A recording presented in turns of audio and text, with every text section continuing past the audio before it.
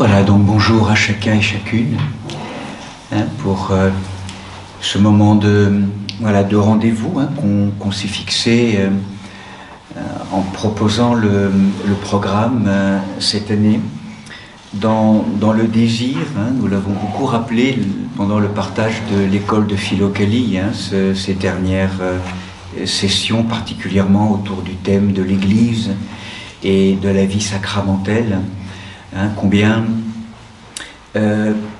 aujourd'hui nous n'entendons pas assez que ce temps du carême que nous rencontrons, dans lequel nous allons entrer maintenant, en tout cas dans la grande majorité, pour la grande majorité des disciples du Christ, des chrétiens, mercredi, le mercredi des cendres, en sachant que pour information, c'est avec l'orthodoxie, l'expression orientale, donc byzantine, donc vous savez, un grand décalage cette année, donc on fêtera Pâques 5 semaines après, début mai, alors que dans la tradition non seulement catholique romaine, protestante, mais aussi les communautés orthodoxes d'expression occidentale, voilà, le choix a été fait de rester en lien avec ce calendrier, donc en Occident, et donc du coup Pâques sera le 31 mars et début du carême le 14 février. Et du coup, se rappeler que le carême, nous l'aborderons demain en rappelant quelques échos, quelques facettes, est vraiment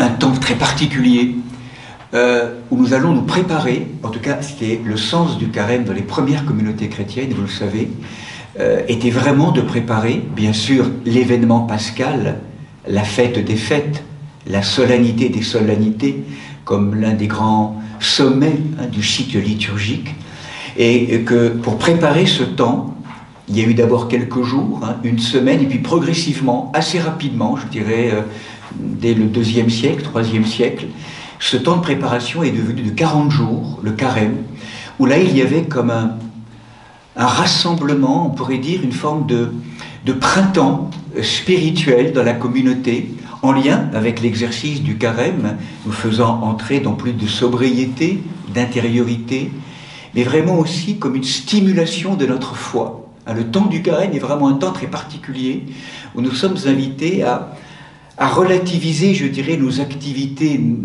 habituelles, ou en tout cas, si on le peut, bien sûr, en lien avec le monde, même si nous sommes aussi en travail, beaucoup d'entre nous, enfin voilà, au cœur du monde, mais de reprendre conscience véritablement que ce qui fonde notre existence, notre incarnation, est bien sûr une réussite professionnelle ou dans différents aspects de notre vie, mais plus profondément, c'est vraiment, je dirais, de réussir ce pourquoi nous avons été créés dans le dessein du Père, de la source d'amour.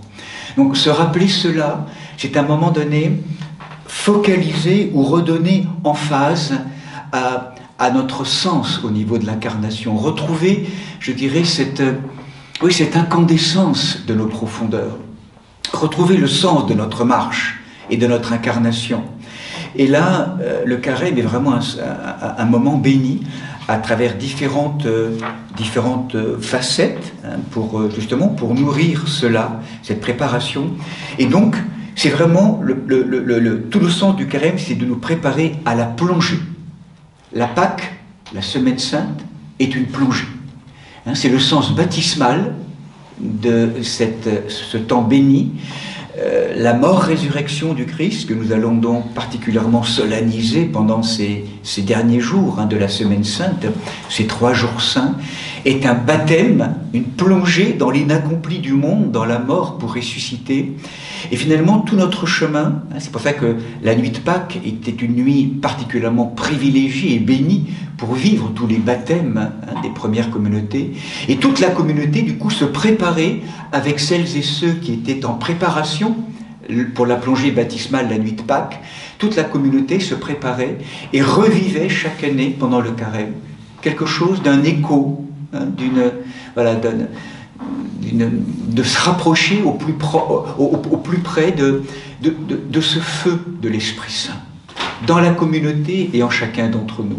Donc c'est vraiment, le carême est vraiment ce temps où nous nourrissons, où nous attisons ce feu de l'amour, de la conscience, cette présence du Seigneur est vraiment en nous et au milieu de nous, au cœur de la communauté, pour qu'en faisant œuvre ensemble, nous entrions dans cette marche donc qu'on va inaugurer donc mercredi soir à travers l'Office des cendres.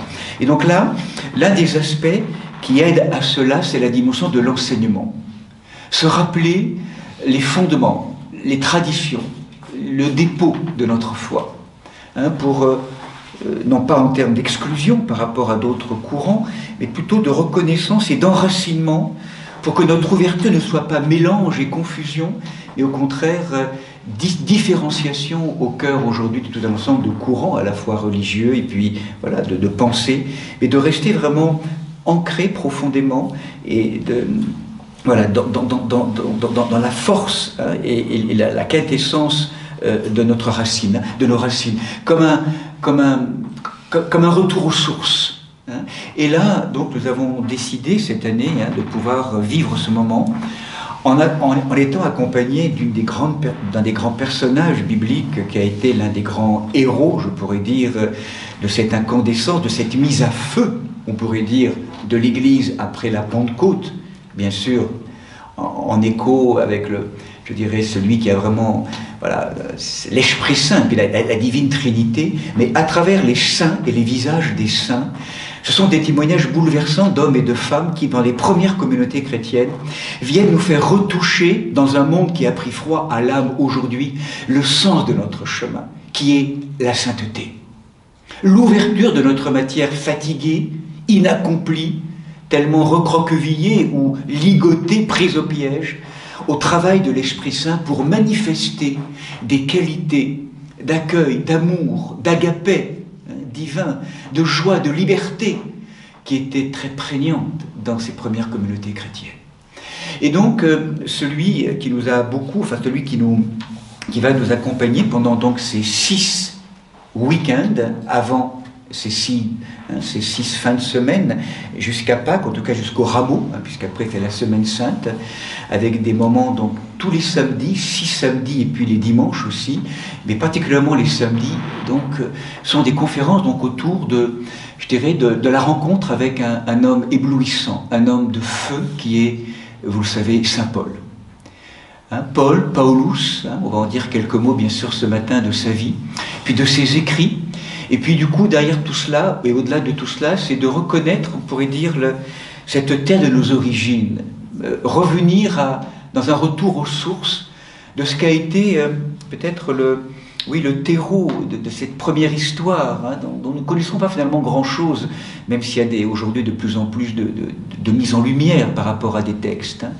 Et donc, voilà, vraiment je nous propose, pour rentrer dans cette thématique, voilà, d'approfondir, d'ouvrir donc ce matin et puis cet après-midi, d'inaugurer ce cycle de conférences sur la découverte des écrits de Saint Paul à travers l'Évangile selon Saint Paul, on pourrait dire la bonne nouvelle, hein, selon Saint Paul.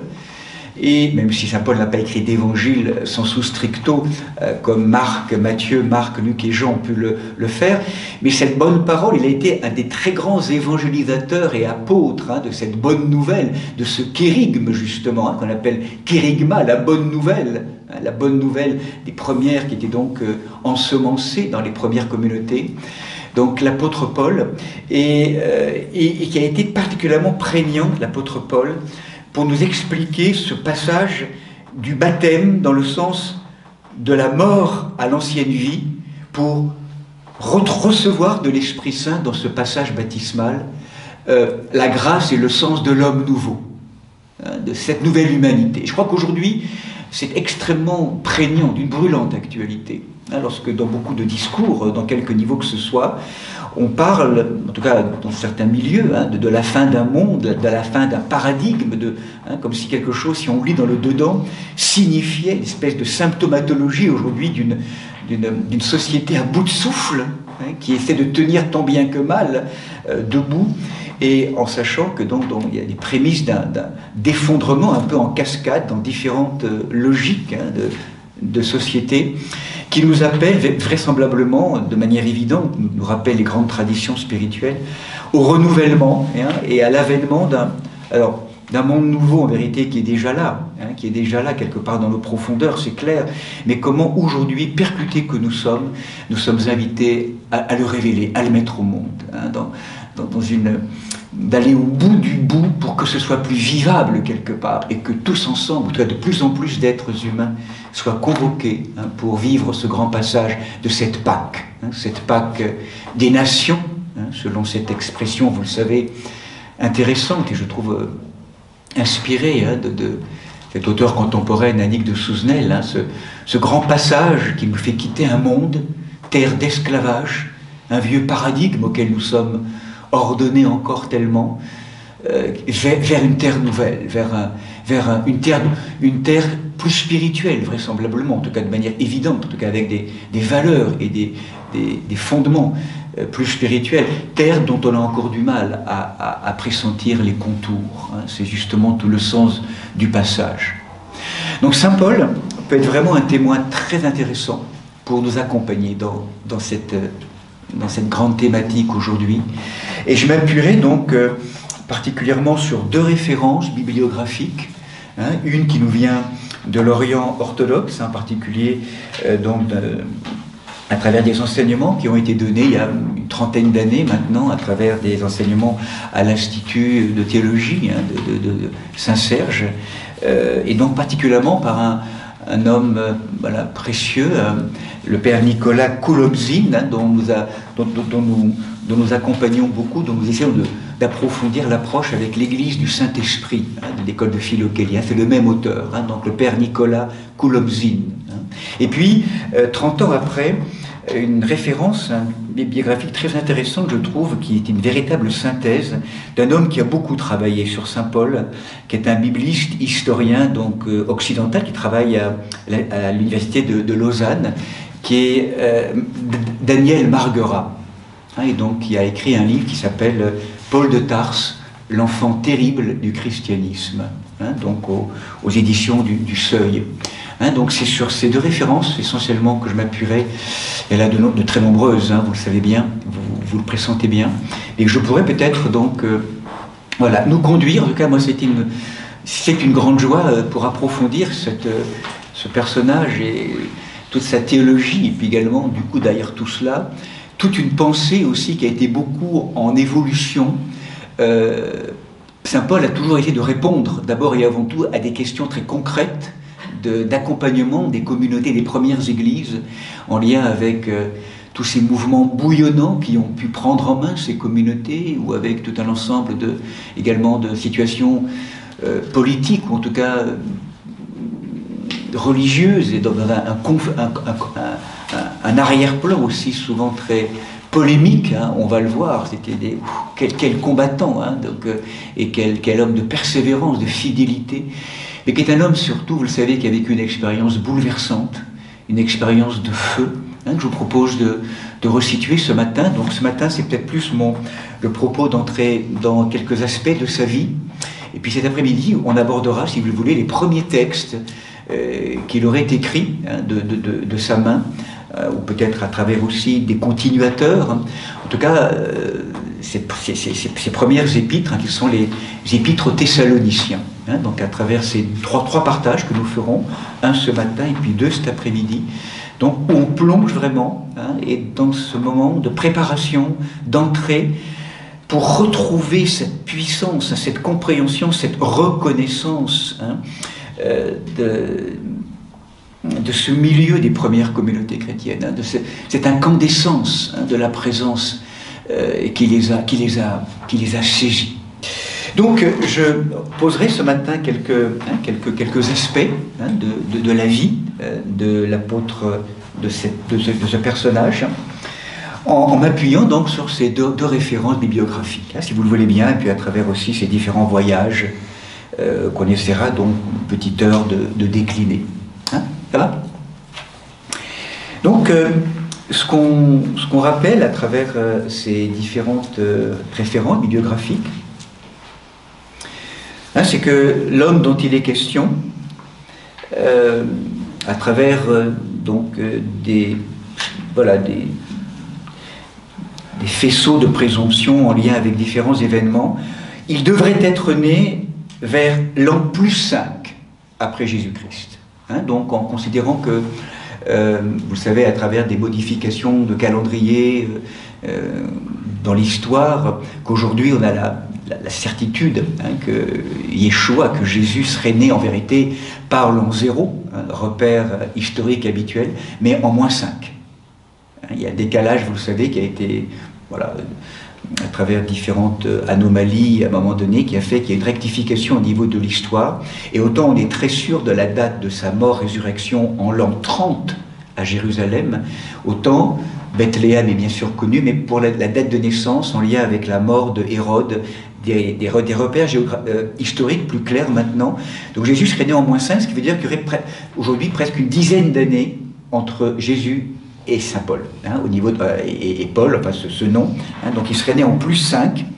C'est donc qu'est-ce qui argumente ça? En fait, c'est tout à fait intéressant. C'est un passage de la lettre qu'il va écrire à Philémon. On abordera ces différents textes qui seraient écrites très clairement dans les années 58-60. Et en fait, Paul se dit un homme âgé, un vieillard presque. Voilà, c'est comme ça qu'il se décrit lui dans cette épître. Et en prenant les critères à l'époque, et particulièrement selon Philon d'Alexandrie et d'autres, eh bien, dans les canons anciens, l'homme âgé à l'époque se situerait entre 50 et 55 ans. Donc, dans ces repères de langue et ces repères culturels de l'époque, donc on peut dire qu'effectivement, étant écrite en 58-60, Saint Paul peut-être ayant donc à ce moment-là 50-55 ans, on a donc voilà, à peu près estimé un +5, ce qui est corroboré par d'autres sources. Vous savez donc qu'il est né, non pas en terre d'Israël, en terre juive, mais en terre donc de la diaspora, donc dans une ville qui s'appelle Tars, une ville au sud de la Turquie actuelle, donc à Tars, qui était une métropole qu'on appelait de la Cilicie, C-I-L-I-C-I-E. Cilicie, donc, c'était vraiment très voisine de la Syrie. Et ce mot Cilicie est intéressant parce qu'il vient sans doute du fait que cette région était particulièrement connue par la production de lin. Et le lin venait de cette laine particulière des chèvres noires de cette région, qui permettait la confection d'un feutre qu'on appelait le silicium, C-I-L-I-C-I-U-M. Et donc ce feutre, c'est sans doute ça qui a donné le nom donc à la Cilicie ou inversement. Et donc dans cette ville, très clairement, c'est une ville qui est un centre culturel, régional, nous rappelle ces différentes sources bibliographiques, à tel point qu'un géographe qui écrivait au tournant de l'ère chrétienne, qui s'appelle Strabon, disait « Les habitants de Tarse sont tellement passionnés pour la philosophie, ils ont l'esprit si encyclopédique que leur cité a fini par éclipser Athènes, Alexandrie et toutes les autres villes connues comme celle-ci, pour avoir donné naissance à quelques sectes ou écoles philosophiques. » Bon, voilà, une espèce de diatribe un peu importante par rapport à Tarse, donc qui est là, pour signifier vraiment une ville bouillonnante, où les poètes, les philosophes, les rhéteurs, avec différentes, se rencontrent de manière régulière. Donc, cet homme, donc, vous savez, qui s'appelle au départ Shaoul, qui a un double nom, Shaoul et Paul, Paulus, eh bien, est vraiment donc baigne dans un premier temps dans un milieu donc intellectuel. C'est un intellectuel de haut vol, nous rappellera Daniel Marguerat, et donc qui va donc progressivement s'inscrire dans cette ville. Alors, effectivement, cet homme au double nom, Shaoul et Paul. Donc ça, c'est un petit peu mystérieux. Comment est-ce qu'il s'appelle? En tout cas, très clairement, il commence à s'appeler Shaoul, de son nom hébreu. Shaoul, qui donc rappelle le premier roi d'Israël, vous le savez, le plus célèbre, qui appartenait à la tribu de Benjamin. Et Shaoul, l'enfant de Tarse, appartient aussi à la tribu de Benjamin. Il le dira dans une de ses épîtres. Et puis, Paulus, ou Paulus, est un surnom qui lui a été donné. Était-il accolé à Shaoul ou est-il venu, on ne sait pas comment, après? Il y a différentes hypothèses et les anciens ne sont pas tous d'accord par rapport à ça. En tout cas, le mot Paulus, vous le savez, à l'époque était très rare comme prénom et il signifie, en fait, il est peu flatteur d'ailleurs, il signifie le petit ou le faible. ce qui est petit et faible. Donc c'est un prénom qui est peu fréquent, et donc est-ce que c'est au moment où, on va le voir dans le premier voyage missionnaire, il va convertir Sergio Paulus, qui est un consul, un proconsul, que son nom va devenir à ce moment-là Paul particulièrement? Est-ce qu'il a voulu par humilité garder vraiment ce nom de petit, hein, donc le moindre des apôtres, hein, l'avorton de Dieu, comme il se nomme aussi régulièrement? Donc ce Paulus le maintient, en tout cas le décrit comme c'est dans ce chemin d'humilité. Et d'autres, comme Jean Chrysostome, diront vraiment que c'est ce mot qui est venu dans l'inspiration de l'Esprit Saint après ce grand moment dans sa vie où tout a changé. Hein, donc différentes hypothèses, en tout cas. C'est un homme qui s'appelle donc Shaul et Paulus, comme un homme à une double culture, on va le voir, en tout cas dans un premier temps. Déjà, on pourrait le dire, à travers le lieu de sa naissance et de son nom, on pourrait presque dire un citoyen du monde.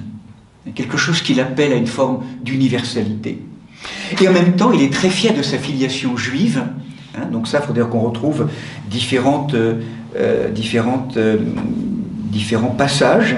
Je pense en particulier à cet épître aux Corinthiens, hein, donc on réapprofondira peut-être plutôt la semaine prochaine, donc épître 2 aux Corinthiens, où saint Paul va dire « Ils sont hébreux, moi aussi. Israélites, moi aussi. De la descendance d'Abraham, moi aussi. Hein, » donc vraiment très, très fier et très, très enraciné vraiment dans cette tradition juive, de la diaspora, donc encore une fois, dans cette ville de Tarse. Et il ira même un petit peu plus loin dans l'épître aux Philippiens où il dira « Circoncis le 8e jour, de la race d'Israël, de la tribu de Benjamin, hébreu, fils d'hébreu, et, du coup, maintenant on va y venir, pour la loi, pharisien. » Hein, non, il le décrit lui-même hein, dans l'épître aux Philippiens, qu'on abordera aussi, chemin faisant, donc pendant ce cycle de conférences. Donc on le sent bien, pharisien, c'est-à-dire qu'on sent que Shaul Paul, selon la tradition juive, a vraiment vécu une formation scolaire et religieuse, en lien avec bien sûr son père, qui était aussi, d'après certains écrits, pharisien, dans le judaïsme de la diaspora, donc avec tout un ensemble d'étapes hein, qu'il a pu traverser. Une familiarité biblique est une évidence lorsqu'on lit ses épîtres, bien sûr. Le grec a été la langue maternelle, vraisemblablement, même très clairement, hein, de Paul, enfant et puis adolescent, hein, du petit Shaul. Donc il parle grec. Hein, on pourrait dire qu'aujourd'hui l'anglais est un peu la langue un peu universelle, je dirais dans le monde à la fois économique, comme ça on avait tous un peu à se relier autour de cette langue, la langue commerciale. À l'époque c'est le grec. Hein, donc il parle le grec, et sa formation scolaire, donc bien sûr comme tout enfant, une belle formation, avec sans doute voilà, une connaissance au niveau philosophique.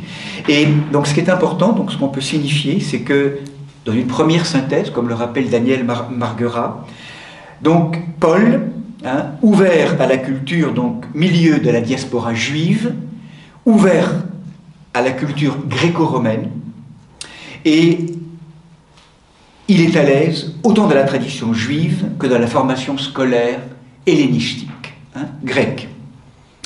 Et en même temps, ce qui est très intéressant, on va le découvrir après, particulièrement dans les Actes des Apôtres, eh bien il va se révéler aussi au moment où un tribun romain décide de le faire fouetter dans son histoire.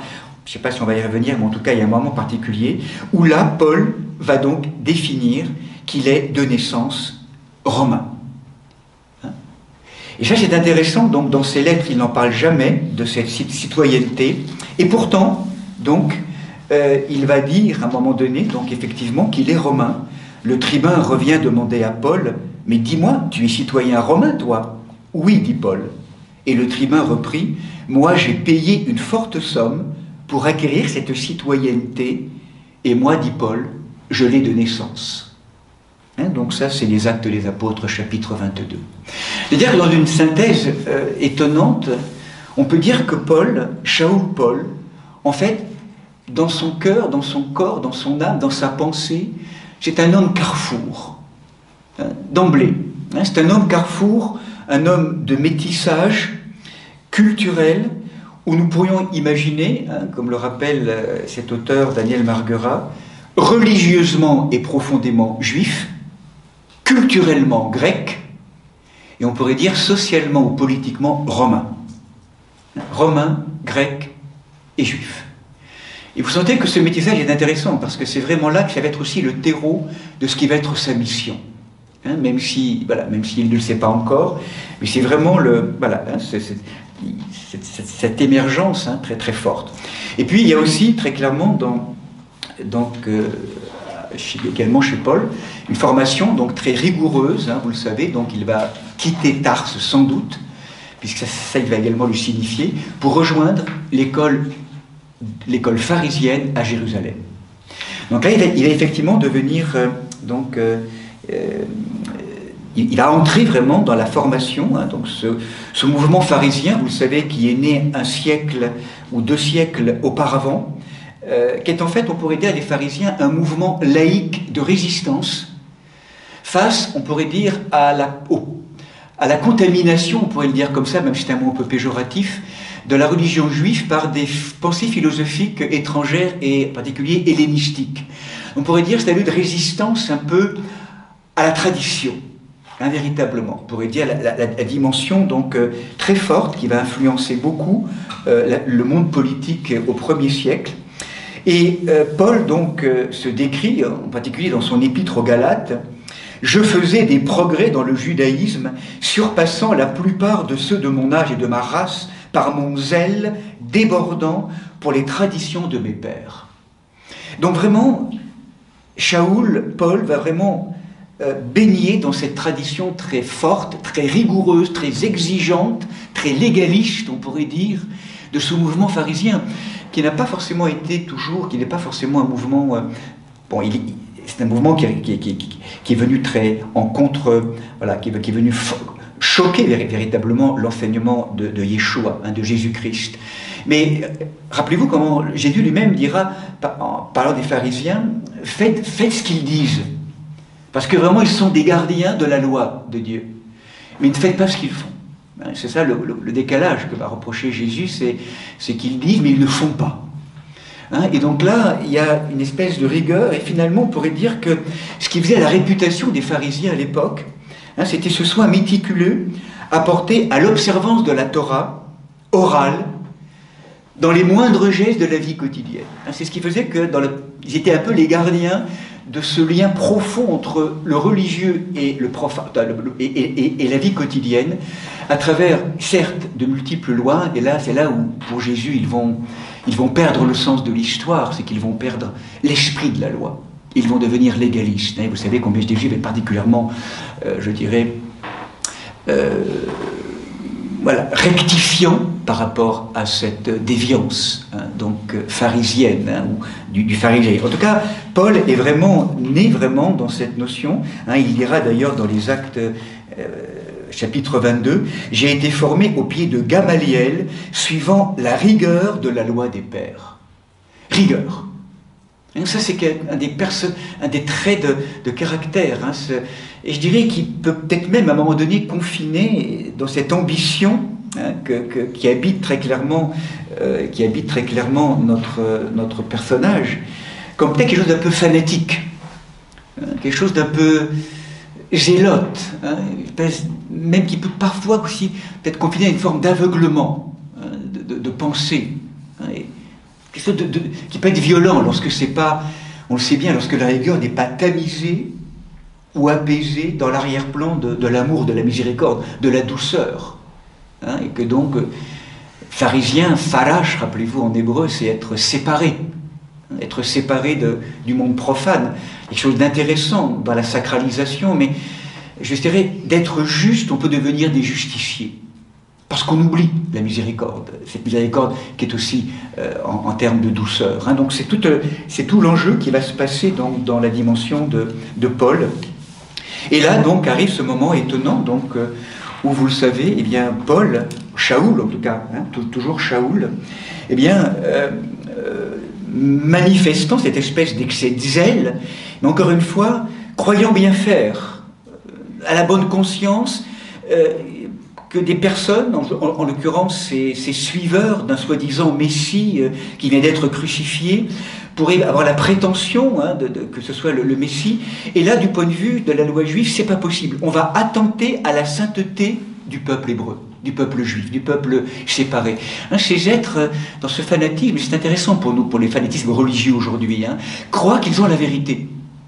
Et donc, du coup, ils défendent, au nom de Dieu, des valeurs qu'ils croient être des valeurs profondément justes. Donc, ça, c'est vraiment l'un des grands enjeux. Comment à la fois, voilà, et ça, cette observance des commandements, c'est important, en tout cas à l'époque, avait pour but de préserver la sainteté d'un peuple élu au milieu des nations, et donc presque l'enjeu de cette défense outrancière, bien sûr, à un moment donné, elle est presque identitaire.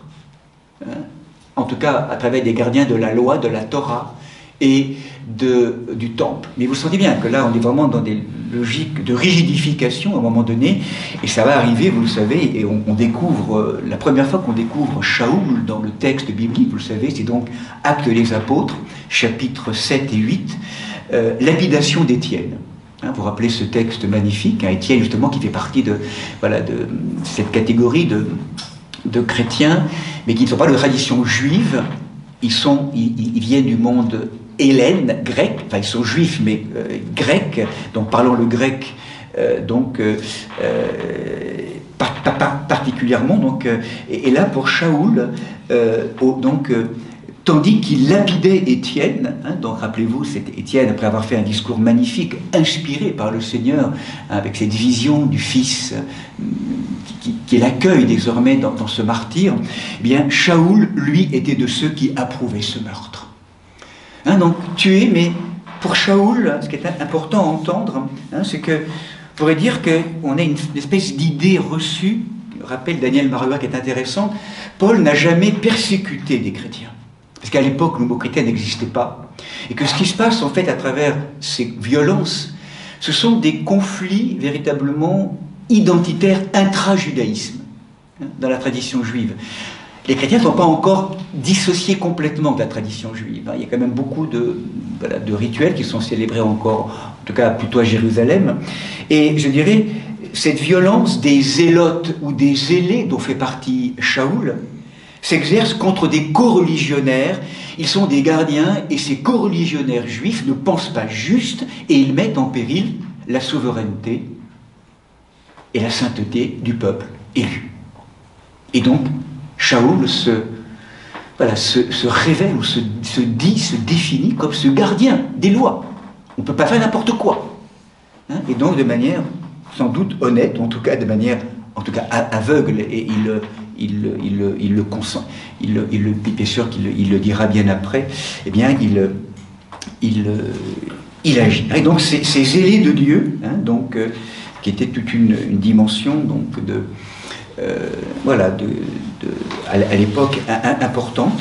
Et là donc vous le savez, Saint Paul, enfin Shaoul plutôt, le zèle sacré de Shaoul, Paul, a été débordant, et en particulier acte 26, ça va très loin. J'ai en personne, c'est Shaoul qui dit ça, incarcéré un grand nombre de saints de l'Église en vertu du pouvoir que je tenais des grands prêtres, et j'ai apporté mon suffrage quand on les mettait à mort. Acte, lorsque Paul parle à un moment donné, donc lors d'un tribunal. Parcourant toutes les synagogues, je multipliais mes sévices à leur égard pour les forcer à blasphémer, et au comble de ma rage, je les poursuivais jusque dans les villes étrangères. Au comble de ma rage.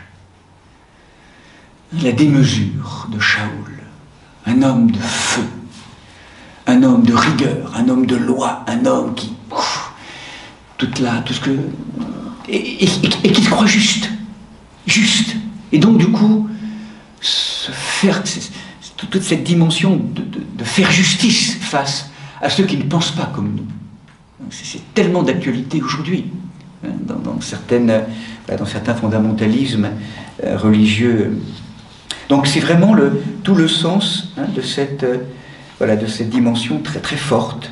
Et puis peut-être pour pour conclure, ou en tout cas pour brosser encore une fois la dimension physique, avant de passer au deuxième aspect maintenant ce matin de ce que je voulais vous aborder, ayant brossé un peu le tableau déjà prélude, hein, le prologue un peu de ce qu'on peut prépercevoir de Shaul Paul, eh bien, il faudrait plonger dans un texte apocryphe, et c'est à la fois le père Coulomzine et en même temps Daniel Marguerat qui font cette référence avec un texte apocryphe qu'on appelle les Actes de Paul, et qui est un texte qui va définir un récit apocryphe, hein, et qui définit son image qu'on va retrouver dans toute l'iconographie ancienne. Donc je vous le rappelle, donc dans le chapitre 3 de ce texte assez intéressant à lire, hein, Paul, un homme de petite taille, à la tête dégarnie, aux jambes arquées, vigoureux, aux sourcils joints,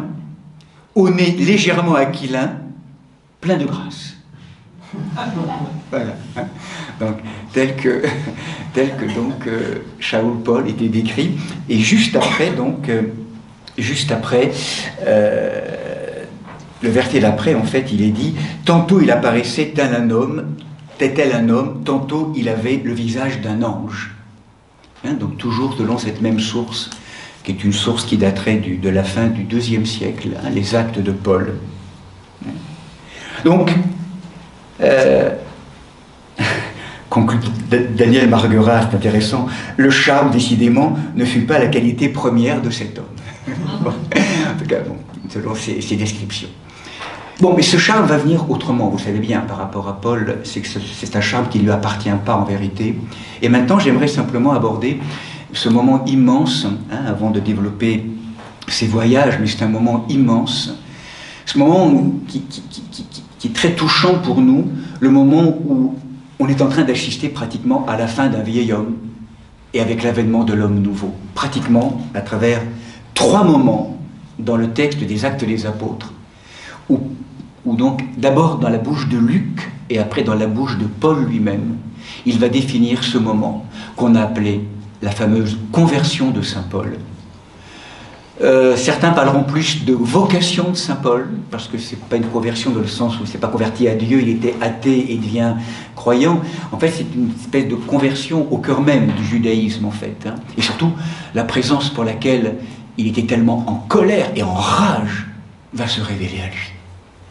Vous vous rappelez ce moment magnifique, hein, donc là, il faut qu'on revoie, hein, qu'on approuve. Il faut simplement vous déposer un peu, se rappeler ces moments et les compléter. Il y a 3 moments dans l'Évangile, dans les Actes des Apôtres, hein, qui se passent. Nous avons déjà lu ces textes, mais c'est intéressant, je crois, de les réentendre pour nous aussi, hein, aujourd'hui. Donc, vocation, la première, donc, c'est chapitre 9 des Actes des Apôtres.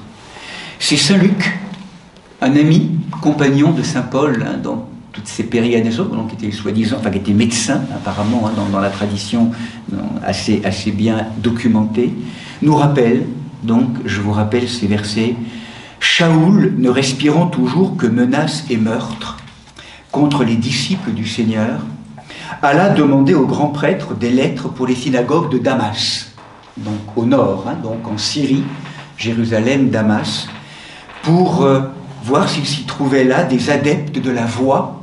Hein, donc on ne parle pas des chrétiens encore, on parle des adeptes de la voie. Hein, donc V-O-I-E, disciples, hein, de Yeshua, de ce Messie, de cet homme qui se prétend être Messie, en tout cas, donc qui est crucifié, ressuscité. Ces hommes, ces femmes, il les amènerait enchaînés à Jérusalem. Donc là, la rage, hein, vraiment, donc, tel que c'est décrit, on l'a rappelé. Poursuivant sa route, rappelez-vous, il approchait de Damas, hein, sans doute tout proche de Damas, quand, soudain, une lumière venue du ciel l'enveloppa de son éclat. Plus lumineuse que le soleil, hein, il dira même dans la 3e version. Ah, une illumination qui vient du ciel. Une descente de lumière, et là, tombant à terre. Cette lumière, un poids de présence tellement fort que Shaoul tombe à terre et il entend une voix qui lui dit « Shaoul, Shaoul, pourquoi me persécuter ?» « Qui es-tu, Seigneur ?» demanda-t-il. Je suis Jésus. C'est moi que tu persécutes. Donc à travers tous les corps de ces hommes et de ces femmes, dans cette conception de l'Église comme corps du Christ, qui n'est pas du tout encore mis en mots, c'est justement Paul qui va le mettre tout ça en mots. En tout cas, la conscience d'un corps à travers les cellules vivantes que sont ces hommes et ces femmes dans ces communautés. C'est moi que tu persécutes. Donc, et là, Saint Luc, donc, relève-toi, entre dans la ville et on te dira ce que tu dois faire. Et là, ses compagnons de voyage s'étaient arrêtés, muets de stupeur. Ils entendaient la voix qui traversait Shaoul, mais ils ne voyaient personne, que de la lumière. Shaoul se releva de terre, et bien qu'il eût les yeux ouverts, il n'y voyait plus rien. Et c'est en le conduisant par la main que ses compagnons le firent entrer à Damas. Donc sans doute ils sont tout proche de Damas, quelques hectomètres, et là où il demeura privé de la vue pendant 3 jours, sans rien manger ni boire. Cécité absolue.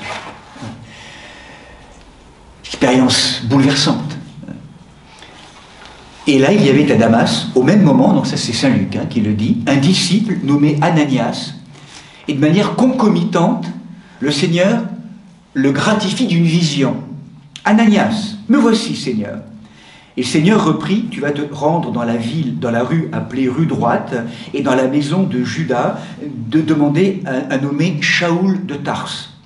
Il est là en prière, et il vient de voir, lui-même, de son côté, un homme nommé Ananias entrer et lui imposer les mains pour lui rendre la vue. Ananias répondit, mais Seigneur, j'ai entendu bien des gens parler de cet homme, et dire tout le mal qu'il a fait à tes saints ici et à Jérusalem. Et ici, il dispose des pleins pouvoirs reçus des grands prêtres pour enchaîner tous ceux qui invoquent ton nom. Le Seigneur lui dit, va, car cet homme est un instrument que je me suis choisi pour répondre de mon nom devant les nations païennes. Le roi et les Israélites. Moi-même, en effet, je lui montrerai tout ce qu'il lui faudra souffrir pour mon nom. Donc Ananias, conforté par cette parole et cette vision du Seigneur, partit, entre dans la maison, lui impose les mains et dit, Shaoul, mon frère, c'est le Seigneur qui m'envoie, ce Jésus qui t'est apparu sur la route que tu suivais, afin que tu retrouves la vue et que tu sois rempli d'Esprit Saint. Et là, des sortes de membranes lui tombèrent aussitôt des yeux, et il retrouva la vue. Il reçut le baptême, et quand il se fut alimenté, il reprit des forces. Ça, c'est la version, donc, on pourrait dire la première version, la plus longue, donc des Actes des Apôtres. Il y a une autre version qu'on retrouve toujours dans les Actes des Apôtres, qui vient de Shaoul Paul lui-même. C'est dans le chapitre 22. C'est intéressant, je trouve intéressant, étonnant là, que les trois, qu'il y ait trois, en tout cas dans les Actes des Apôtres, qu'il y ait 3 révélations très fortes. Vous savez, on décrit souvent les Actes des Apôtres comme finalement l'évangile de l'Église. Il y a donc l'évangile de Marc, Matthieu, Luc et Jean, qui nomment la notion et toute l'histoire de la vie de Jésus-Christ. Mais je dirais que le texte sacré dans le Second Testament, qui pourrait vraiment nous signifier tout le lien à l'Église, comment elle est née, comment elle a fructifié dans la grâce de l'Esprit Saint et le travail de l'Esprit Saint. L'évangile de l'Église, on pourrait dire, concernant l'Église, c'est les Actes des Apôtres. Et je trouve étonnant qu'à 3 moments, celui qui a été vraiment, bien sûr, avec tous les grands apôtres, on parlera, bien sûr, qu'il y a Pierre, Jacques et Jean qui sont régulièrement nommés, également Philippe et d'autres. Mais la figure charismatique de Paul, à travers ces trois visions, il me semble, nous rappelle aussi que l'Église et le lieu de l'Église est aussi le lieu du travail de l'œuvre trinitaire, Père, Fils et Saint-Esprit. Comme s'il y a 3 moments, dans les Actes des Apôtres, on avait eu besoin d'appeler et de rappeler ce qui a été fondateur, pour se rappeler la gloire de Dieu, pour se rappeler les merveilles que Dieu peut accomplir dans chacune de nos âmes, en transformant de manière bouleversante et en convertissant les âmes et les cœurs. Tout est possible à Dieu. même au pire des renégats à l'époque, enfin, pire des persécuteurs que pouvait être Shaoul. Au nom de la bonne conscience, on l'a rappelé tout à l'heure, croyant être juste. Mais comment cet homme qui était tellement contre va être totalement retourné? La grâce de l'esprit. Cette conversion bouleversante. Il y a un homme avant et un homme après. C'est totalement différent. Avec la même typologie psychologique. Cette ardeur qu'il prenait pour persécuter les chrétiens, c'est une ardeur bouleversante pour supporter ce qu'il va avoir à supporter désormais, mais au nom de Jésus-Christ. Et quand on le voit par où il est passé très rapidement, on va le rappeler tout à l'heure, à travers ses voyages et ses lapidations, par où il est passé, ces violences qu'il a pu subir, voilà, au nom désormais, mais parce que cette ardeur, cette incandescence qui l'habite a été désormais réorientée, tournée vers la source, vers le Christ, en tout cas, vers le Christ. Et avec, on va le voir, non plus une dimension de gardien de sainteté du peuple hébreu, mais désormais en mission au cœur du monde. C'est le grand apôtre de l'ouverture au monde, on va le voir tout à l'heure. C'est celui vraiment qui a fait que le christianisme est vraiment avec d'autres apôtres, mais de manière très très forte, que cette information de Yeshua, du Christ vivant, mort et ressuscité, est venue ensemencer la matière des mondes, à travers donc cette prédication. Alors, dans les Actes, chapitre 22, simplement se rappeler aussi, voilà, frères et sœurs, il parle à la population juive à Jérusalem qui veulent l'arrêter justement parce que il est dépositaire finalement d'informations justement que Shaoul à l'époque combattait, mais que désormais Paul embrasse. Donc, je suis juif, né à Tars en Cilicie, mais c'est ici, dans cette ville, que j'ai été élevé et que j'ai reçu, au pied de Gamaliel, une formation stricte à la loi de nos pères. Et ça, il parle en langue hébraïque, lorsqu'il parle de tout ça, il parle à des juifs à Jérusalem. J'ai été un partisan farouche de Dieu, comme vous l'êtes tous aujourd'hui. Et persécutant à mort cette voie, j'ai fait enchaîner et jeter en prison des hommes et des femmes, donc tout ça Et là, je poursuivais ma route et j'approchais de Damas, quand soudain, vers midi, une grande lumière venue du ciel m'enveloppa de son éclat. Et là, je tombais à terre et j'entendis une voix qui me disait « Shaoul, Shaoul, pourquoi me persécuter? Qui es-tu, Seigneur? Je suis Jésus, le Nazoréen. C'est moi que tu persécutes. » Mes compagnons virent bien la lumière et ils n'entendirent pas la voix qui me parlait. Ça, c'est la version de Paul. Que dois-je faire, Seigneur? Relève-toi, va à Damas, et là on t'indiquera toute la tâche qui t'est assignée. Donc là, même rencontre avec Ananias, mais qui précise les choses. Tu dois en effet être témoin pour le Seigneur devant tous les hommes de ce que tu auras vu et entendu. Pourquoi donc hésiterais-tu? Allons, reçois le baptême et la purification de tes péchés en invoquant son nom. Et là, donc, de retour à Jérusalem, donc effectivement les Actes des Apôtres aussi en parlent, alors que j'étais en prière dans le temple, il m'arriva un jour de tomber en extase, je vis le Seigneur qui me disait « Vite, quitte Jérusalem, sans tarder, car ils n'accueilleront pas le témoignage que tu me rendras. » Je répondis « Mais Seigneur, ils savent bien que c'est moi qui allais dans les synagogues pour faire mettre en prison et battre de verge ceux qui croient en toi. Et lorsque le sang d'Étienne, ton témoin, a été répandu, moi aussi j'étais là. J'approuvais donc ces meurtriers. » Le Seigneur me dit « Va, c'est au loin, vers les nations païennes, que je vais, moi, t'envoyer. » Alors dans le mot païen, c'est pas péjoratif, le mot païen, simplement, à l'époque, dans la dialectique, ce sont ceux finalement... Voilà, on peut encore le discuter, mais qui n'avait pas été infusé de cette information, de cette information de la résurrection, apportée à tous les hommes, pour tous les êtres, donc qui était encore en attente. Et puis, un troisième récit de vocation, qui est pratiquement à la fin des Actes des Apôtres, et là c'est donc un roi, le roi Festus, qui était le roi juif de l'époque, et là, voilà, encore une fois, des détails pour terminer un petit peu cette partie avant d'aller vers les voyages missionnaires, c'est que, encore une fois, Actes des Apôtres, chapitre 26, la période de ma vie que dès ma prime jeunesse j'ai passée au sein de ma nation à Jérusalem, tous les Juifs la connaissent.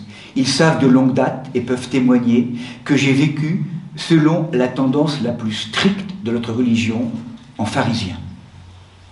Donc cette rigueur. Et aujourd'hui, si je suis traduit en justice, c'est pour l'espérance en la promesse. J'avais vraiment cru devoir combattre par tous les moyens le nom de Jésus le Nazoréen, et c'est ce que j'ai fait à Jérusalem. Parcourant toutes les synagogues, je multipliais toutes mes sévices, et au comble de ma rage, comme on l'a rappelé tout à l'heure, c'est ainsi que j'étais en chemin au roi, lorsque vers midi, je vis venir du ciel, plus resplendissante que le soleil, précision qu'on a là dans la 3e version, une lumière qui m'enveloppa de son éclat, ainsi que mes compagnons de route.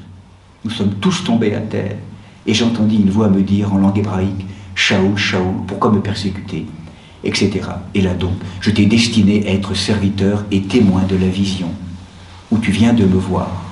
Je te délivre déjà du peuple, et vers les nations païennes, je t'envoie pour leur ouvrir les yeux, les détourner des ténèbres vers la lumière, de l'empire de Satan vers Dieu, afin qu'ils reçoivent le pardon des péchés, et qu'ils soient justifiés par la foi en moi. Donc, révélation. Paul le dira aussi lui-même dans différentes épîtres, le Seigneur s'est révélé à moi.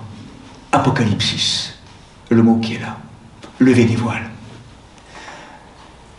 Shaoul croyait voir, et toute son action était inspirée par ce zèle, Elkana en hébreu, le Dieu jaloux. Elkana littéralement c'est ce zèle que ce Dieu est jaloux parce qu'il voudrait tellement que chacun d'entre nous accomplissions ce pourquoi nous sommes faits. Et il est le gardien de notre sainteté. Et là, donc, dans une dimension très stricte, Paul était ce zélote. Il croyait voir.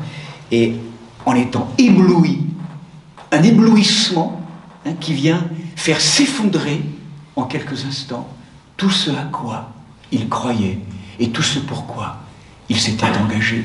En tout cas, tout va être retourné et réorienté vers le sens de l'incarnation de ce Dieu dont il défendait la sainteté, mais qui a pris ce visage, ce beau visage de Yeshua. L'apôtre vraiment qui vient entendre combien ce Dieu dont il était le gardien a pris ce visage. Et là donc, à travers cette conversion, cette vocation, il va être désormais envoyé en mission au cœur du monde. Alors, une petite remarque avant de passer vers cette mise, voilà, vers la suite. Il y a un témoignage intéressant qu'a rappelé le père Jean Séraphin, qui le rappelait dans sa contemplation aussi de Saint Paul. Je ne peux pas le voir. Non. C'est l'interprétation que fait Maître Eckhart de ce texte. Et un moment intéressant lorsqu'il est dit en fait que Saint Paul avait les yeux ouverts, mais il ne voyait rien. Et en fait, dans ce rien, toujours dans cette dimension, vous savez, très apophatique de Maître Eckhart et de la grande tradition primitive, Maître Eckhart explique ou interprète le fait qu'en ne voyant rien, en vérité, il voyait déjà le rien de Dieu. Je ne sais pas comment dire, cette dimension, cette présence ineffable, incompréhensible, que rien ne peut comprendre, entendre et saisir. Ce rien qui n'est pas ce rien qui met à bas, je dirais, toute forme de projection ou d'interprétation ou de description de l'être même divin. Il n'y a rien à voir, il n'y a plus aucune pensée, plus rien. Et là, dans cet aveuglement, ça rage, toutes ces représentations de l'être même de Dieu volent en fumée, et il est devant l'être ineffable, incompréhensible, cette lumière sans nom, ce rien dont on ne peut rien dire et rien comprendre, qui vient le saisir et qui vient le transformer. On pourrait dire l'alchimiser complètement dans sa matière. C'est un homme avant et après, différent dans sa perception. Et il reçoit sa vocation. Va maintenant. va dire au monde, ébloui que tu as été, sois le témoin de cet éblouissement.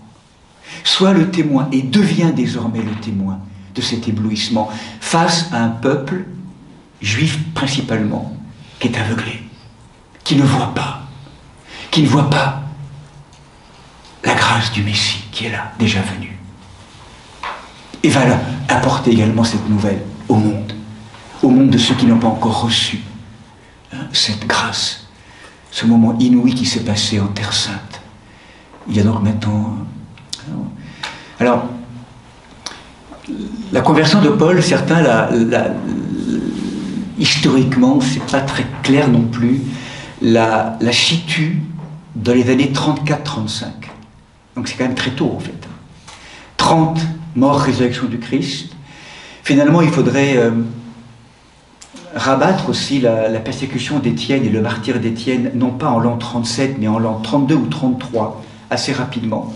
Et de manière vraisemblable, donc, la conversion de Saint Paul assez rapidement, de Shaoul, dans les années 34-35, pour que ce soit cohérent après tout cela, qu'est-ce qui va se passer? Eh bien, les textes sont assez étonnants. Ces années qui vont suivre Damas, donc là, ont été considérées comme des années obscures, entre guillemets. En fait, il s'agit d'une période de 14 ans. Saint Paul va le dire lui-même dans son épître aux Galates, 14 ans après la vision. Et là, en fait, qu'est-ce qu'a fait Paul après Damas? Eh bien, aussitôt après, ça c'est dans l'épître aux Galates qu'il dit, aussitôt, loin de courir à aucun conseil humain ou de monter à Jérusalem auprès de ceux qui étaient apôtres avant moi, je suis parti pour l'Arabie et je suis revenu à Damas. 2 ans, 3 ans sans doute, on ne sait pas trop le temps en Arabie, mais c'est étonnant en fait. Paul, en fait, véritablement, fera son premier voyage missionnaire 10 ans ou 12 ans après la vision, la conversion. Donc il y a tout un temps, ça c'est important aussi qu'on oublie un peu, d'intégration de l'expérience et de préparation à la mission. Et il va aller en Arabie, qui est étonnant, parce que c'est à la fois le pays, c'est pas l'Arabie actuelle qui était beaucoup plus petite à l'époque, mais c'était le lieu en fait du désert, l'Arabie. Le lieu à la fois le plus proche, et peut-être le lieu étranger le plus proche en fait à la Terre Sainte. Et Paul va là, Shaoul, Paul va là, c'est très mystérieux en fait, peut-être parce que c'était le lieu étranger, comme si déjà le Seigneur l'envoie en pays étranger pour inaugurer sa mission. A-t-il déjà prêché? Sans doute pas, ou peut-être que oui. Mais symboliquement, j'aime bien entendre que le mot Arabie aussi en hébreu, Ereb, ça veut dire aussi le soir. Ereb. Il y eut un soir, il y eut un matin. Pour que nous puissions vraiment goûter et intégrer en plénitude l'expérience de lumière, il nous faut aussi passer par un temps d'immersion, d'enfouissement. Et le temps du désert est un temps important pour cela. Désert, Middabar en hébreu, c'est littéralement la matrice du verbe. Donc Paul, Shaoul, a peut-être simplement vraiment vécu un temps où là il est parti, en route, encore une fois, il va beaucoup voyager, mais dans les déserts d'Arabie, pour intégrer, pour entendre, mais qu'est-ce qui s'est passé, pour se préparer, pour se consolider, riche de toute la formation pharisienne qu'il a, mais avec un changement de perspective radicalement différent. Il a été totalement déplacé en lui-même. Et pourtant, le Seigneur va s'appuyer sur sa connaissance de toute la loi juive, de toute la connaissance pharisienne et judaïque qu'il a très, très précieuse, qu'il a acquise. Mais c'est comme si cette connaissance allait être travaillée dans la présence de l'Esprit Saint et simplement dans l'apprentissage de l'alliance de son âme avec le Seigneur. Il a été visité, ébloui par une présence qui l'a littéralement transformé intérieurement.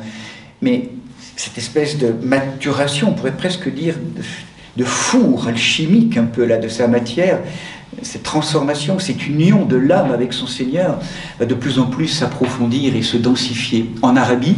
Puis après, très clairement, on va le revoir après donc à Damas avec différentes séjour, en particulier, qui est un épisode qui a été assez souvent mis vous savez, en film. C'est le moment où à Damas, il va être menacé, encore une fois, par ceux dont il était les co-religionnaires à l'époque, hein, les juifs de la synagogue. Et en fait, ce moment, il va partir dans son petit panier la nuit. Et il descend, vous savez, il est mis dans un panier, il descend le long d'un rempart, hein, pour descendre, pour éviter et pour être protégé, hein, je dirais, par une fenêtre. Hein. On me fit descendre dans une corbeille le long de la muraille pour que j'échappe, en fait, à toutes ces, voilà, ces êtres qui voulaient vraiment déjà le mettre à mort. Hein. Paul devient dangereux, du coup, maintenant, désormais, pour le peuple juif. Hein. Et du coup, eh bien, c'est là qu'on va le retrouver maintenant dans une troisième partie un peu plus rapide, mais pour signifier aussi quand même ses voyages missionnaires. On pourrait dire qu'à ce moment-là, Paul est parti de Damas. Il a dû faire une incursion rapide à Jérusalem. Je vous laisserai relire le texte des Actes des Apôtres. Et après, on va le retrouver. Il va vivre maintenant après. Il va repartir en terre maternelle, en terre d'enfance à Tarse, pendant quelques années. Et ce n'est que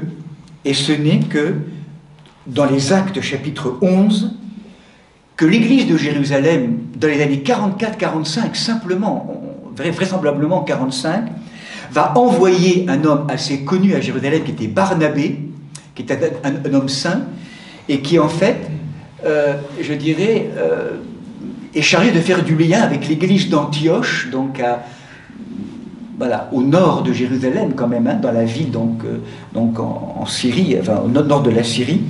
Eh bien Barnabé partit alors à Tarse pour y chercher Saoul. Il l'y trouva et il l'amena à Antioche. Et là, ils passèrent une année entière à travailler ensemble dans cette église et à instruire une foule considérable. C'est à Antioche que pour la première fois, le nom de chrétien fut donné aux disciples. Année 43-44. 44-45. Et là, donc, je vais rejoindre maintenant, si vous voulez bien, le premier voyage missionnaire, hein, où là, là, je vais vous donner un petit peu avec des cartes pour suivre un petit peu. Et bon, on ne va pas relire. Là, il faudrait vraiment relire les Actes des Apôtres entre le chapitre 13 et 21. Il y a 8-9 chapitres qui nous parlent de ces 3 grands voyages missionnaires, hein, que Paul va accomplir. Hein. Donc, le premier voyage, donc, on estime être en 45.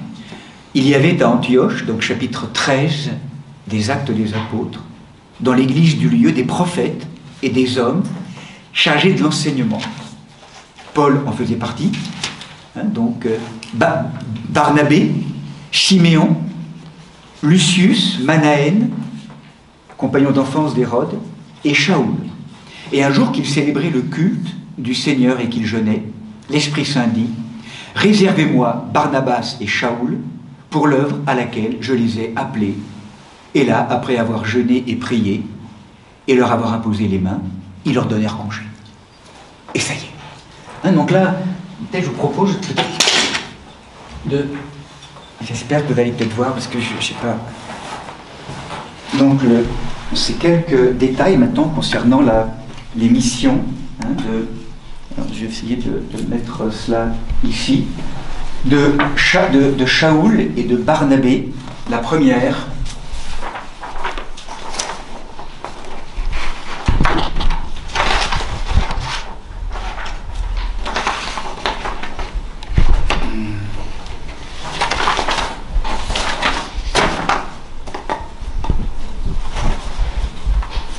La première qui est ici.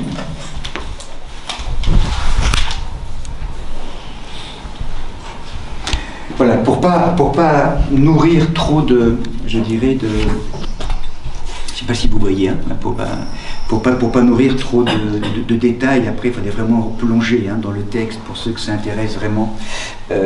Donc ce texte-là. Donc voilà, je sais pas si vous pourrez le tenir.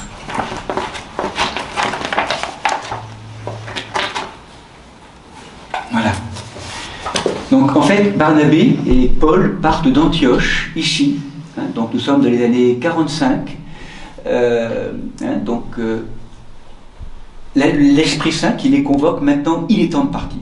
Hein, donc Antioche. Avec Barnabé qui était donc de Chypre, ils vont descendre à Chypre, là, hein, donc à Salamine.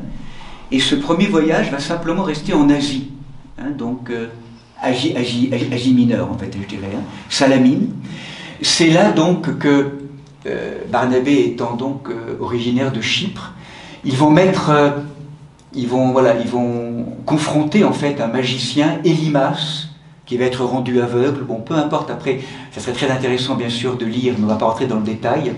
En tout cas, c'est là qu'un consul qui s'appelle Sergio Paulus va être converti, ici, hein, donc à Chypre et à Paphos. Donc certains diront que ce fameux Sergius Paulus, parce que jusqu'à maintenant, le nom de Paul n'apparaît pas dans le texte, hein, c'est après qu'il va apparaître le mot Paul, littéralement. Shaoul disparaît et Paul, hein, donc disparaît. À partir de cette étape, Shaoul est désormais appelé Paul. Donc, peut-être ce moment-là. Des miracles, bien sûr, toujours accompagnent hein, toutes les périples de Barnabé et Paul, bien sûr, à travers la prédication. Et puis donc, ils vont monter, ils vont prendre le bateau, hein, ils vont monter pour rejoindre Pergé, qui est ici, et ils vont avoir, après une première rencontre, à Antioche de Pisidie, hein, qui est différente de l'Antioche qui est là. Rappelez-vous, Jérusalem est là, hein, donc Damas est par là. Et donc, du coup, c'est quand même Antioche, est quand même bien au nord, hein, qui est là. Tars est là. Hein, donc, c'est vraiment la partie nord-est de la Méditerranée qui est là. Tars, hein, en Cilicie, qui est là, en Asie mineure. Antioche est là, Jérusalem est là. Hein. Donc là, on est à Antioche de Pisidie. Et là, on pourrait dire que dans le texte je dirais, des Actes des Apôtres, c'est vraiment, on pourrait dire, le premier moment où on a une prédication de Saint Paul pratiquement complète à Antioche de Pisidie. Hein, vous le verrez, ce moment où il rappelle comme Étienne toute l'histoire du peuple hébreu. Puis après, frères, que vous soyez des fils de la race d'Abraham, la population de Jérusalem ont méconnu Jésus. Donc là, après, c'est tout le sens à l'annonce de la mort. Hein, nous aussi, nous vous annonçons cette bonne nouvelle. La promesse faite au Père, Dieu l'a pleinement accomplie à l'égard de nous, leurs enfants, quand il a ressuscité Jésus, comme il est décrit au psaume, etc., au psaume second. Donc Paul est vraiment le messager vraiment de la prédication, Jésus-Christ mort et ressuscité. Et à la fin, il y a quelque chose qui va donc signifier particulièrement inhérent à lui. Sachez-le donc, frères, c'est grâce à lui que vous vient l'annonce du pardon des péchés, et cette justification que vous n'avez pas pu trouver dans la loi de Moïse, c'est en lui maintenant qu'elle est pleinement accordée à tout homme qui croit. Donc désormais, Paul va être le grand messager d'une justification qui n'est plus faite par la loi, mais par la foi. On est vraiment justifié. Il ne s'agit plus simplement d'adhérer à une loi extérieure, mais c'est d'abord de croire avant tout à celui qui incarne la loi en plénitude, mais qui s'est fait chair et qui est venu nous apporter ce miracle d'amour, la loi de l'amour, hein, au-delà même de tout le légalisme. Hein. Et là, c'est ce moment où, d'ailleurs, face aux paroles hein, des Juifs, donc à ce moment-là, donc bien sûr que certains vont beaucoup apprécier cette parole, mais d'autres au contraire vont bien sûr être révoltés. Hein, je pense en particulier à tous les gardiens de la tradition du Premier Testament à ce moment-là. Il va donc là, il va y avoir une persécution qui va se faire. Ils vont bouger vers Iconium, qui est là, puis vers Lystre, hein, et ils vont y rester. Et c'est à ce moment-là donc où, en faisant des miracles aussi qui vont se passer avec la guérison d'un infirme. Bref, ils vont refaire la marche arrière, ils vont faire le chemin du retour en repassant par les différentes communautés qu'ils ont déjà un peu évangélisées et par le port de Athalie, ici. Ils vont reprendre un bateau qui va donc les ramener ici à Antioche et on estime le retour vers l'an 48. 3 ans. Hein, 3 ans dehors. Et là, ce qui est intéressant, c'est que à chaque fois, parce qu'à un moment donné, il va se passer la chose suivante, Paul, à travers aussi cette première, je crois que c'est une idée forte de ce premier voyage qui est là, c'est qu'ils vont se heurter avec Barnabé, avec le peuple hébreu, hein, on pourrait dire, et enfin, les Juifs donc du Premier Testament. Et là, ils vont dire, mais c'est à vous d'abord que devait être adressée la parole de Dieu, puisque vous la repoussez et que vous vous jugez vous-même indigne de la vie éternelle. Alors nous nous tournons vers les païens, donc vers ceux qui sont en attente, on pourrait dire, de cette parole, car tel est bien l'ordre du Seigneur. Et là, donc, les païens se réjouissaient, bien sûr, mais on peut dire qu'à ce moment-là, retentit de manière solennelle la décision de faire brèche sur la priorité d'aller évangéliser le peuple d'Israël qui refuse finalement l'arrivée et l'accueil de Yeshua.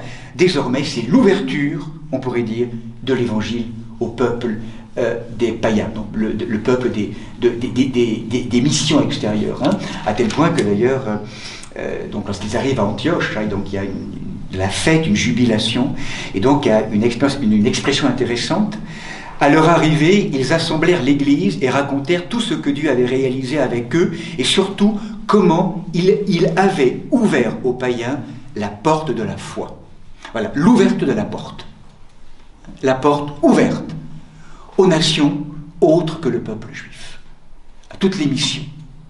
Hein, ça c'est vraiment, je dirais, la quintessence, on pourrait dire, du premier voyage missionnaire.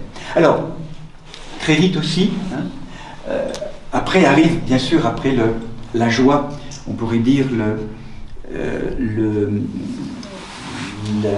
les retours de bâton, en fait, qui vont émaner beaucoup, hein, je dirais, justement, du peuple religieux résistant, parce que Paul, bien sûr, dans sa logique d'ouvrir la mission et l'amour et l'évangile aux missions, en fait, baptise, mais sans que ces êtres passent par la circoncision. Et c'est là où on va rentrer dans un des très gros débats, où finalement, pour la frange la plus radicale des chrétiens plutôt judaïsants,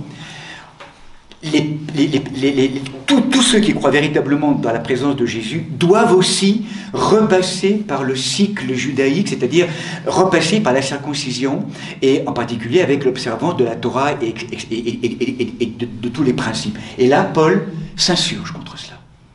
Il vient rencontrer des êtres qui n'ont pas du tout cette culture-là, et donc pour eux, pour lui, ces peuples n'ont pas à retraverser le tuf de la pensée juive, mais il y a à entendre et à recevoir ce message donc de cette mission d'amour du Christ à travers aussi leur propre histoire, bien sûr avec toute la dimension des exhortations et d'une vie qui va se transformer à travers la grâce de l'Esprit Saint, mais sans forcément repasser par toute la circoncision. Donc c'est là où vous savez que entre le premier et le deuxième voyage, il y a ce moment d'un malentendu à Jérusalem, où donc Paul et Barnabé viennent donc signifier à l'église de Jérusalem, l'église mère, leurs propos, je dirais, donc, et leurs propositions, et ce à quoi agrée Pierre, vous le savez, et Jacques, qui effectivement décident, dans ce fameux concile de Jérusalem de 49, effectivement que désormais, tous ceux qui viennent d'autres pays que la tradition du peuple hébreu n'auront pas à être circoncis, mais en même temps à obéir à certaines lois quand même concernant le lien à la nourriture. En tout cas, 49, on a l'impression qu'après, donc, une deuxième mission va apparaître. Nous sommes là maintenant dans les années 49, donc après le concile, à Jérusalem, une fois que Paul finalement a la marche à suivre, en tout cas a été agréé par l'église mère, il part ici, hein, donc d'Antioche, et là cette fois-ci il y a un petit contentieux avec Barnabé, parce que Barnabé, je ne vous l'ai pas signifié, mais à un moment donné, lors du premier voyage, il s'était accompagné par un homme qui s'appelle Jean, on considère que c'est Marc, et Jean en fait va les quitter à un moment donné, et Paul ne voudra pas reprendre Marc, ce que Barnabé souhaitait, et donc Paul va partir avec Silas et avec donc cet autre frère, et donc voilà le trajet qu'ils vont faire à Antioche, hein, donc là ça va aller assez vite aussi, Antioche, enfin assez vite, il va partir quand même pendant 3-4 ans, mais Antioche, à pied, cette fois-ci, ils ne passent pas par la mer, par l'arrière, et là ils vont aller donc par là, toujours avec tout un ensemble de miracles. Paul parcourt la Syrie, la Cilicie, il repasse par Tarse, et là à un moment donné, très clairement, il veut aller évangéliser l'Asie, et là, c'est comme si l'Esprit Saint s'opposait à l'entrée des apôtres en Asie, ici. Et là, ils vont continuer par là, il voudrait aller à la Bithynie, et le texte dit, le Saint-Esprit s'oppose à l'entrée des apôtres. Pourquoi? Parce que le Saint-Esprit voudrait maintenant que Paul aille rejoindre à travers la ville de Troas, et en passant cet isthme, eh bien, l'Europe. L'Europe qui va être touchée lors de la deuxième mission par Paul. Hein, donc là, on est vraiment avec Troas, avec Samothrace, et puis la ville de ici de Philippe, hein, où donc la Lydie, hein, la marchande de pourpre, va être convertie, et ainsi que d'autres, avec tout un ensemble de discours qu'il va faire à Philippe, avec des miracles, puis à Thessalonique, qui est là, et où là ils vont être très très durement accueillis après des très beaux discours et des miracles. Ils vont être sommés donc de partir par, toujours encore une fois, la frange judaïque et les juifs véritablement donc ne voulant pas de ce message. Ils vont aller vers Bérée, puis après descendre à Athènes. On peut dire avec ce très beau moment de Paul à Athènes que la mission à Athènes va être un échec. Hein, on pourrait dire ainsi comme cela. Puis il va aller après à Corinthe. Corinthe qui est ici. Hein, le port de Corinthe, où il va rester hein, donc 18 mois, hein, et où il va comparaître de nouveau devant un procureur, un proconsul. Et ce qui est intéressant en fait, c'est que ce proconsul qui s'appelle Galion, on a la preuve archéologique aujourd'hui que son proconsulat a été entre 51 et 52. Très clairement, au niveau historique, c'est une des seules dates sûres qu'on ait de l'histoire, à peu près, de Paul, hein, dans ses dimensions historiques. Hein. Donc là, Corinthe, 51-52, c'est sûr, proconsul Galion. Et du coup, après quand même tout un ensemble d'événements qu'il faudrait relire, eh bien, il va donc rejoindre, en partant du port ici, de Sancré, avec Aquila et mon Dieu, les apôtres, là, bon, j'ai plus le nom de l'homme hein, qui est là, ils vont partir ensemble, et ils vont en fait ils vont passer par Éphèse et redescendre ici, pour après rejoindre Jérusalem, faire à Césarée, Jérusalem, et donc ils retournent vers l'an 52 à Jérusalem. Donc avec, encore une fois, tout un ensemble de détails très beaux, qui symbolise donc à la fois la prédication, la parole, et puis des moments très très compliqués, hein, très, très, très rudes qu'ils vont vivre aussi, avec sans arrêt cette frange, à la fois le peuple juif, pas dans son entier bien sûr, mais je dirais dans tous ces lieux de résistance. Donc Paul va vraiment être très très très en prise avec tous ces anciens co-religionnaires pour lesquels il travaillait à l'époque, pour persécuter les chrétiens. Désormais lui-même énamouré de Jésus, on pourrait dire ainsi, il va devenir la cible de tous ces ex-co-religionnaires, et il va vraiment avoir des paroles très qu'on verra avec les premières épîtres tout à l'heure. Voilà, et arrive après ce troisième moment, qui est le troisième voyage missionnaire, puis on ne dira pas plus, on pourra le développer. Là, c'est en l'an 53, hein, donc de nouveau, un an après, hein, après tout un ensemble de choses, et bien là, il va, alors ce qui est caractéristique dans ce voyage missionnaire, donc là de nouveau il repart. Alors entre-temps, dans le deuxième voyage missionnaire, il a rencontré Timothée, qui va être l'un des plus proches disciples. Donc dans son périple, là, il a rencontré ses parents de Timothée. Elle est juive, le père est grec. En tout cas, il n'est pas juif. Il va demander à Timothée d'être circoncis. Donc Timothée va le suivre, deuxième voyage missionnaire. Donc là, il repart avec Silas et Timothée. Et là, il passe par l'intérieur. Et là, il va rejoindre pendant très longtemps la ville d'Éphèse, qui est là. Hein, c'est la troisième voyage missionnaire. Là, il est vraiment très important. Il parcourt donc tout un ensemble de villes. Il va rester 2 ou 3 ans, 2 ans au moins à Éphèse. Hein, ça va être assez long. Et là, donc, c'est très très succinct, parce qu'on dit qu'à ce moment-là, Paul se rend en Macédoine, visiblement, puis en Grèce, où il va rester pendant 3 mois. Donc on suppose qu'il a pu revisiter les églises qu'il a déjà visitées. Il va refaire marche arrière, retour, pour de nouveau prendre le bateau, tout ça donc avec bateau et marche, pour rejoindre ici Éphèse, où il dit adieu à la ville de Milet, qui est un port, à ses anciens disciples, de Paul, aux anciens de l'église d'Éphèse.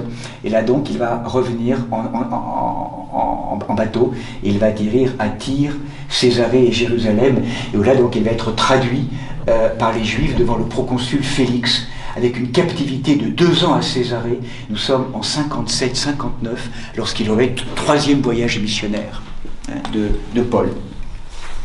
Donc, bien sûr, beaucoup d'informations et de détails. mais ça me paraissait intéressant quand même de voir comment cet homme, je dirais, dans son ivresse, va être le témoin, voilà, de ces 3 voyages, où peut-être qu'on ne pourra peut-être pas y revenir, mais en tout cas, voilà, je vais peut-être mettre de côté pour l'instant ces documents. On pourra y revenir s'il y a des questions. Mais c'était donc mon propos ce matin, de pouvoir donc, tout en étant un petit peu en difficulté avec la chronologie exacte, je dirais, d'entendre finalement que toute la stratégie de Paul, je finirai par là, c'est finalement à travers ces différents voyages missionnaires inspirés par l'Esprit, nous sentons bien, il est à la fois grec, romain et religieusement juif, et en fait il va utiliser tous les systèmes de maillage politique à l'époque, les voies romaines. Il va utiliser également sans arrêt dans son rapport à la romanité, mais aussi à la tradition juive, des lieux comme les synagogues pour faire partir son message dès qu'il arrive dans une ville. On a la sensation qu'il choisit aussi ces villes, en lien avec la pédagogie et la politique romaine, pour aussi faire ce qu'on appelle un maillage d'églises et de communautés. Dans une stratégie, on pourrait dire,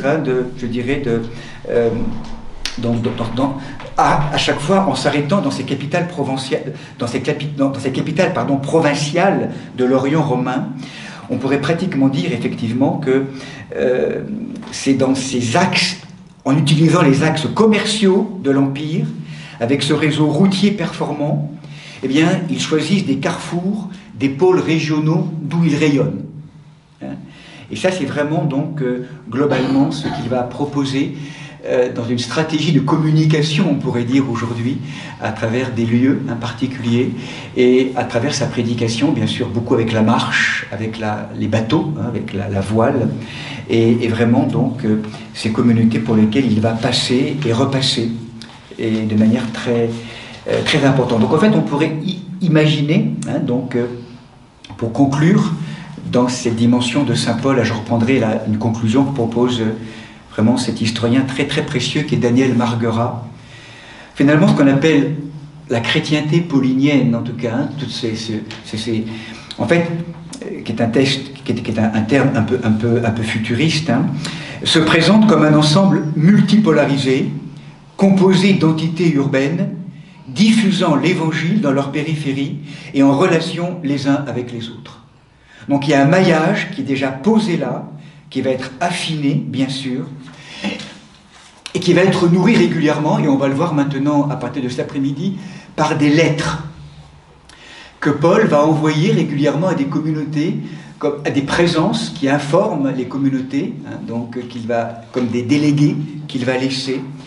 Et donc c'est au gré de l'évolution de ces communautés pendant cette vingtaine d'années, parce que si on considère que Paul finalement a commencé son périple en 44-45, la tradition historique est très, très, très en difficulté pour signifier la date de sa mort et comment il est mort, Paul. À Rome, c'est sûr, sous Néron, de manière aussi évidente sans doute, donc 63-64, 20 ans. 20 ans de travail au maillage de ces communautés, de ces premières communautés ecclésiales, premières communautés tout au long de comme il a, on pourrait dire, embrasé de sa parole, et par des miracles, par des résurrections, par tout un ensemble de guérisons, bien sûr, faut le comprendre, cette parole est apportée en lien aussi avec tout un ensemble de manifestations de l'Esprit Saint, et comment donc, on va le voir aussi tout au long de ces semaines ou de ces jours de rencontres avec ces épîtres, sa pensée va de plus en plus se structurer, s'affiner au gré des combats externes et en interne que les différentes communautés qu'il a ensemencées, qu'il a fondées, on pourrait dire, vont être concernées, je dirais. Ces épîtres sont beaucoup des réponses à des difficultés que vivent ces communautés, inhérents à des persécutions extérieures, mais aussi à un trouble de pensée ou simplement de comportement en lien avec l'intériorité des communautés. On va voir comment sa pensée va aussi beaucoup évoluer.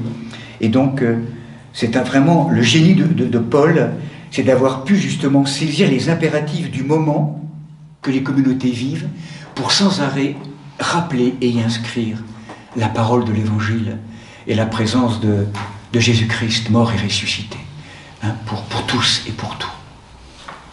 Voilà, donc c'était le premier propos ce matin que je voulais vous signifier. Beaucoup de choses, hein, sont connues parmi vous, et peut-être de resignifier, de préciser, hein, certaines notions. Je propose qu'on mette en suspension notre parole, et donc simplement donc laisser